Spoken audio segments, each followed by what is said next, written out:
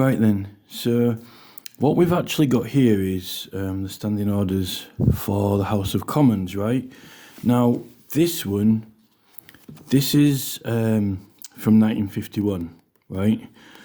And the thing about this 1951 is that it's got both the standing orders for the House of Commons for the public business, so that includes for us in as public petitions, but it's also got in it the private business as well, right? So it's both public and private business in one together, right? Now, they also had, so now there weren't really many rules at all for the public business. There was like 1 page of rules for public business for quite a while, right? Quite a while through the 1800s. Now, in 1840, okay, they make this Parliamentary Papers Act, which I've shown you before, which is just a short act. Now, this is actually to protect people from prosecutions, criminal and civil, when they're doing proceedings of Parliament, right? Usage of Parliament, like the title of Erskine May's book, is the law, privileges, proceedings and usage of Parliament. Now, at this time in 1840, there wasn't any rules for public petitions in the standing orders, right? There weren't any rules for public petitions. It's only because of this act, and in the following 2 years after this act, they introduced rules for the presentation of public petitions, which have been in ever since 1842. And then obviously more were added, and I've found all of them. So these public petition rules here, which we've got here for the presentation of public petitions, right, and here, these have been in only since 1842, actually the year after the 2 years after the Parliamentary Papers Act. So before the Parliamentary Papers Act, there weren't any rules for public petitions, necessarily the presentation of them. There was only 1 page of rules for the public business, and therefore the rules were actually quite loose and general and based on tradition. Now, this is the thing, right? After 1951, I think that after 1951 they started separating them, because this one is 1994 and it's only the public business, right? It's only the public business. It doesn't have the private business with it. So I think they started putting them in separate manuals. But the thing with the public business is there aren't really many costs, or hardly any costs to the public business, because it's meant to be for free. That's why you can send them in the post free of charge. But for the private business, there aren't actually any charges at all in this whatsoever. There are no fees or charges for public business. But in these standing orders, so we've got as public petitions. So these are our orders. These are our orders for the public business, right? And we've got public petitions. And we've got rules for privileges, right? So you can have, if you're doing petitions and your proceedings, you can have it where people have violated your privileges, and it tells you can make a claim here. So you have to make a claim through another petition, which is just like you have to make a further representation, right? Now, this clearly is to Parliament, not to a court, right? So this is what John Tinker was talking about in the 1944 committee report. Well, you're meant to get a resolution in the court with this. using Section 2. That's what John Tinker said. People were getting a resolution in the courts, right? You can represent it through Section 2 yourself, right, at any stage of proceedings with an affidavit and a copy of your material, right? Now, if that doesn't work and the court don't uphold it, you use Section 1, and then you've got to get a certificate from the Speaker of Parliament, and that's exactly what John Tinker was saying in the 1944 Petitions Committee report, where you could do a petition of grievance to the Bar of Parliament, right? Which is what you're doing here in this, right? Now, here's the private business, and it's, remember, they're both in one book up till here, right? Now, at the back are the fees, right? Now, these are the costs. But remember, there aren't really any costs hardly for public business. They're mainly costs for private business, right? But here, we've got some general fees. So general fees are generally for everything, right? And then what we've actually got on here is, here, look. Here we've got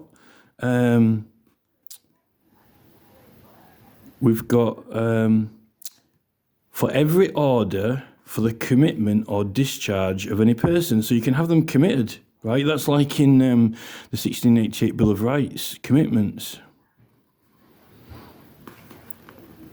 For taking any person into custody for a breach of privilege or contempt, for taking a person into custody for any other cause, right?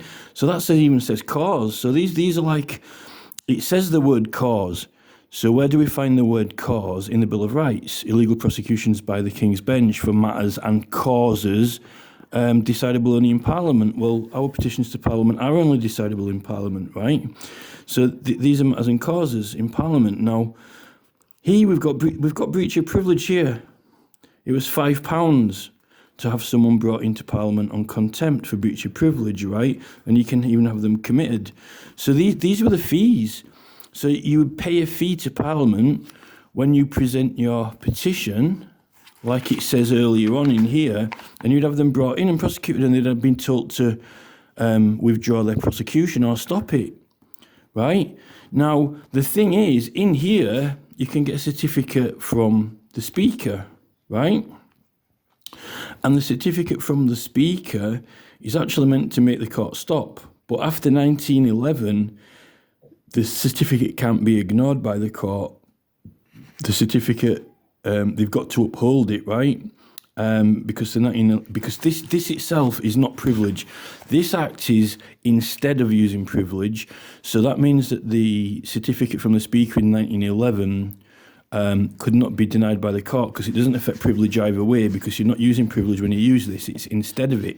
But if they didn't comply with this act, then they would have to be called into Parliament, right, on contempt. And you could you petition at the bar and use this, right, to get them in. So this is actually fully and completely and totally proves the whole process, right? Now, the thing is that they've got rid of some of these fees because they're free. You don't have to pay for them. So you only can't see it in the new ones because there's no charge. There's no charge for it. There's no actual fee to pay for having them brought in for contempt, right? And they were in one book, but now they're in separate books, and the public business doesn't have any costs. Now, while they had this, we got this manual of procedure. Now, the manual of procedure was from 1903 till this is the last one. The 14th edition in 1987 is the last one, right? Still got privileges claims in it like there, but they had some extra notes in that they took out of the 1984 and the 1986 one, the last two. You can get it, that's the 1964 one. This is pretty much nearly the same as the standing orders for public business only, but it hasn't got any of the private business in it, and it doesn't have the fees or costs in it or anything like that, right? But it still does have your privileges claims. So it does tell you in the public petition section that you can have a breach of privilege, right? But it doesn't have any costs or anything like this at the back, which actually tells you about getting people committed, brought in, committed and prosecuted for breach of privilege. But this is the thing, these are just the manuals of procedure of actually using Parliament, right? But it doesn't really tell you so much about the law of Parliament or go into any extra explanation around it. So that's when you need the Erskine-May books, Parliamentary Practice, right? And you've got the sections on misconduct against petitioners.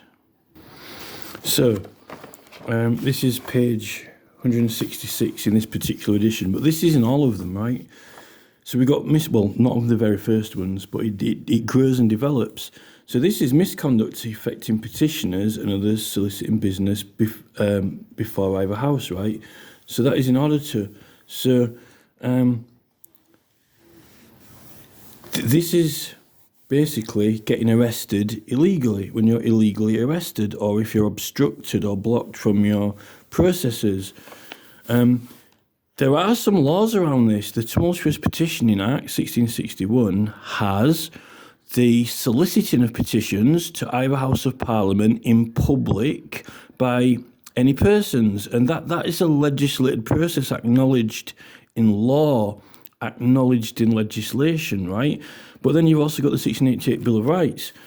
But when you actually, so this is the law on it, right? And this is what you're doing. When you go to the back of here, and you've got your fees for getting them committed or brought in for contempt. This is what they've done, right? They're in breach of privilege. So you really need all these books, and also in some of the earlier standing orders that have got both the private business and public business in, like the voucher ones, I haven't actually got that yet, but I've got the PDF of it on the internet, right? It actually acknowledges not just proceedings in the House of Commons, it acknowledges preliminary proceedings which are understanding orders as well, which is putting your notices out in public and soliciting to the public, making representations of the petitions. It actually acknowledges preliminary proceedings and proceedings in the House, all understanding orders. And that's what we're doing when we're collecting the signatures of petitions or advertising or promoting them. And when you actually look at all the older standing orders, both the public and private business, when they're in one, it's quite easy to see that. And when you know the Tumultuous Petitioning Act is acknowledging a process in law, which is the soliciting of signatures in order to either House of Parliament, then it's not actually just under the law of Parliament. It was acknowledged in law that process exists, as well as in the standing orders as well, preliminary proceedings. And it actually does say in other books that the public business was just a lot less regulated than the private business. There were more rules for the private business, because if someone's putting a private bill through, they don't really want any opposition if they can help it, so they wouldn't really want to put newspaper adverts if they could get away with not putting any, because then they don't have to tell anyone they're trying to get legislation through, and it'll go unopposed. But the reason they've got to put advertisements is in order to make sure they adequately inform everyone about what they're doing. And in the public petitions, if you're going to get 100,000 signatures or any large amount of signatures, you're not going to get any signatures unless you publicise it. So you're going to have to publicise it and want to publicise it, whereas with private bills, they probably would be happier if they didn't have to publicise it, right? So these are preliminary proceedings, but it should all clearly be a no-brainer, really. But I just wanted to show you this, because clearly you can get people committed for contempt and breach of privilege. And this actually, they were in before 1842, these fees, right? These fees actually appear before 1842. This is actually meant to simplify it all, and it's meant to give a very easy representation at the court. And if the court don't comply with it, you petition Parliament, and they can issue a document to make the court comply. And if Parliament are going to actually be honest and truthful and, you know, accept what you're doing, you know, well, obviously, if you've either got petitions in there or you don't, right? You've got cases with Parliament or you don't. So I can't, you know, the Speaker just not wanting to bother doing anything about it or not wanting to engage is a complaint itself and a contempt, really, I suppose. But if you get the certificate Speaker, the court after 1911, if you use this act, we've got to comply with it. If you don't use that act, you don't have to use this act, because this act actually isn't using the privilege, right? You see, if you've got private bills in Parliament and you're doing proceedings in there, it wouldn't be in the courts, so you wouldn't use this. So this is really for use in the courts outside of Parliament, but you can also have a breach of privilege inside Parliament as well, where this is more useful, but there's nothing to say that this can't be used against the courts, because there's evidence of it being used. There's evidence of this being used in the John Hatzel's books and in the journals. It's just in the journals. The proceedings are in the journals when people are called in, right? They're there. They are actually in the journals themselves, the proceedings, and in the John Hatzel book. So that's pretty much about it.